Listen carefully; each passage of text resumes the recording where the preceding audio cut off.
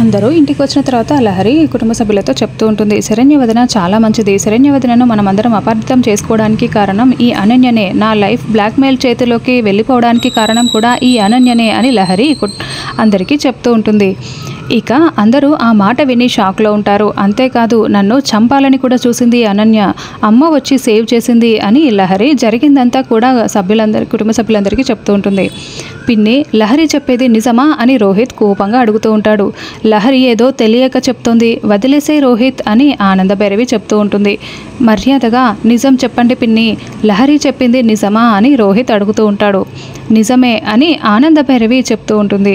ఈ ఒక్కసారికి మా అక్కను క్షమించండి అని శరణ్య చెప్తూ ఉంటుంది. క్షమించేది లేదు అని రోహిత్ కోపంగా అనన్య మెడ పట్టుకొని ఇంట్లో నుండి బయటకు గెంటుతూ ఉంటాడు. అనన్య వెళ్ళి గుమ్మానికి తగులుతుంది. ఇక అనన్య అక్కడికక్కడే స్పృహ కోల్పోతుంది. అనన్య తల నుండి చాలా రక్తం వస్తూ ఉంటుంది.